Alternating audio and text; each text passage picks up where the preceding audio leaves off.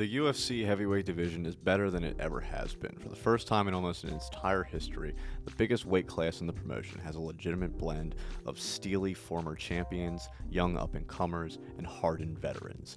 It has a multitude of fresh matchups available for Dana White and his matchmakers. And most of all, it has a vast majority of MMA's elite talent. What more can be asked for than who reigns supreme at the top of the greatest champions in the fighting world? Who is the greatest of all time? Who is Miocic? And what other active fighters can make the cut?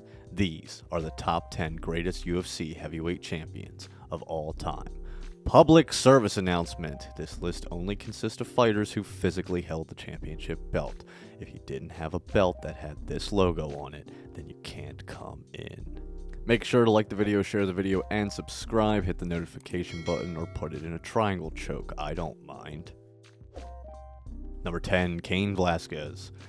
Kane Velasquez, the man looked unstoppable. Only making his UFC debut after just 2 amateur fights, his debut was certainly something to see, knocking out Brad Morris in just 2 minutes. From there, he defeated the likes of Antonio Noguera, earning him both credibility with hardcore fans as well as a title shot with then heavyweight champion Brock Lesnar. Velasquez absolutely demolished Lesnar when they fought at UFC 121, securing him the UFC heavyweight title and the right to call himself #1. He lost the belt in his first defense to Junior Dos Santos in 2011, but the 2 rematches that took place in 2012 and 2013 were absolutely slobber knockers. Having had a great career at this point with a record of 14-3, it's hard not to deny his championship accolades, but injuries cost him the ability to compete with any regularity. With nearly 2 years removed from his last bout, Velasquez recently made appearances for both WWE and Mexico's AAA promotion. It's unclear if he will ever get back into the octagon again, but he'll always be regarded as one of the greatest UFC heavyweight champions.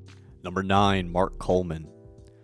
You can't have a greatest heavyweight champions list without naming the first ever UFC heavyweight champion, Mark Coleman.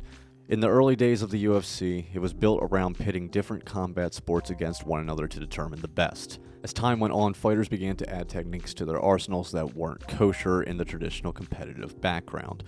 Mark Coleman was one of the first to take a different approach to the octagon. Rather than looking to other styles, he instead began incorporating specifically ground and pound and submission locks. In the formative days of the UFC, Coleman was a particularly terrifying force as he would leverage his Olympic wrestling background to score a double leg takedown, advance to a mount position, and repeatedly headbutt or hammer fist his opponent. Even if all of that wasn't enough to end the contest, he had enough of a submission game to force the tap.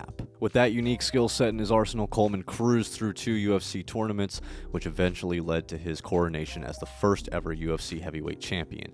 Leaving the promotion in 1999 following a 3-fight losing streak, Coleman found a new life in Japan by stomping his way through the 2000 Pride Openweight Grand Prix. His time at the top ended shortly thereafter as he began splitting time between MMA and pro wrestling. Finishing with a record of 16-10 with questions of what could have been, he'll always be remembered as the first the UFC called champion.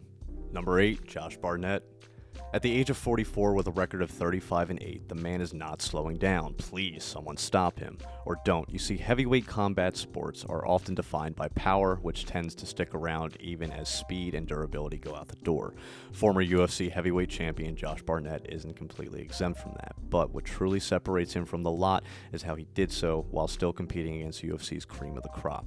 Barnett's MMA record includes elite-level names like Randy Couture, Daniel Cromer, and Mark Hunt. Now, some of those being losses as expected, Barnett's tenacity and resilience really proved in all of his contests. While many veterans become more choosy as they advance in their careers, Barnett has always been a anyone, anywhere, anytime type of fighter. Back in 2002, Barnett looked to be on the verge of becoming a superstar when he took on Randy Couture for the UFC heavyweight title at UFC 36. Taking advantage of an opening in the late round in an exceptional sequence, Barnett swept Couture, reversed position to take his opponent's back, and began raining down punishment. For over a minute, Barnett landed a barrage of elbows and punches from half guard until referee John McCarthy had seen enough, and a new champion was crowned. Sadly, the reign only lasted 4 months after a positive drug test by the War Master. Barnett was able to bounce back, and the fact that he's been able to stick around this long and continue to go toe-to-toe with a new generation of fighters is absolutely insane. Number 7, Junior Dos Santos. In 2008, Junior Dos Santos took the UFC by storm, winning his debut bout via first-round knockout. There was always a case to be made for making him a contender then and there through the early parts of his career, running through fellow fast-rising stars such as Stefan Sturve, Roy Nelson, and veteran Mirko Cro Cop. After defeating Shane Carwin, it set him up for a crack at the belt, and he made the most of that opportunity by knocking out Kane Velasquez in 69 seconds at UFC on Fox 1. That aura of invincibility was dispelled a year later when Velasquez reclaimed his title with a vicious, unanimous decision win. But Dos Santos has managed to maintain elite status in the years since. He has a win over every single heavyweight champion, interim and undisputed, since Brock Lesnar. Number 6, Frank Mir. Frank Mir is one of the biggest what-if stories in MMA history. Frank Mir had all the markings of one of the best of all time, defeating Tim Sylvia to become the UFC Heavyweight Champion. However, a motorcycle accident in 2004 meant that Mir had to let go of his heavyweight title in the UFC and lose out to 2 of his prime years. Arguably, the American Jiu-Jitsu specialist was well capable of being higher on this list if not for his misfortunes. Despite his setbacks, Mir's legacy includes wins over Tim Sylvia, Brock Lesnar, and Antonio Rodrigo Noguera. Not to mention, he is the only fighter in UFC history to win a bout via toe hold. Mir takes this place on our list by way of what he achieved and what more he was capable of achieving, even though we never got to see it come to fruition. Number 5, Brock Lesnar. Uh-oh, here comes the pain. Brock Lesnar was really the trailblazer for professional wrestlers dipping their toes into the world of MMA, holding a record of 5-3 and 1 no contest on the night of UFC 91. The Las Vegas crowd booed at the top of their lungs against the former professional wrestler, dethroning UFC Hall of Famer Randy Couture for the UFC Heavyweight Championship, leaving the crowd in shock and very displeased. He would go on to hold the belt for 707 consecutive days, the longest running to this date. Brock has beaten some very big names like Randy Couture, Frank Mir, and Shane Carwin, but in his 2 final outings in 2010 and 2011, before his retirement in 2012, because of no contest for Lesnar pissing hot for a pair of drugs called clomiphene and hydroxyclomiphene, in both an out-of-competition drug sample collected on the night of his fight against Mark Hunt, is so irresponsible and a load of freaking. There are kids watching. In the last 2 bouts, Lesnar just looked out of touch, and his progressive slowing down was showing. Lesnar still holds the record for one of the highest paid MMA fighters and one of UFC's most dominant champions. Since leaving MMA, Lesnar returned to the WWE, where he now holds achievements for defeating an invisible man, ending The Undertaker's WrestleMania undefeated streak, and being the longest reigning Universal Champion at 504 days. But UFC champion nonetheless. Number 4 is Stipe Miocic. Heavyweight MMA has had very few complete packages. Fans have seen athletic specimens which lack fight IQ, technicians with suspected raw physical power, and single-style specialists who show up with a bang but fizzle out over time. Stipe Miocic, in all likelihood, is the closest thing fans have seen to that of an exclusive, complete fighter. While some questioned whether he had the punching power to retain elite status for a prolonged period of time, he silenced any doubts in 2016 by breaking off back-to-back first-round knockouts. There are no obvious avenues to victory over Miocic, and frankly, it's hard to imagine him not being mentioned in the top of the heavyweight division for years to come. Number 3, Francis Ngannou. As of this recording, Francis Ngannou is the current heavyweight champion, and though young, deserving of this number 3 spot.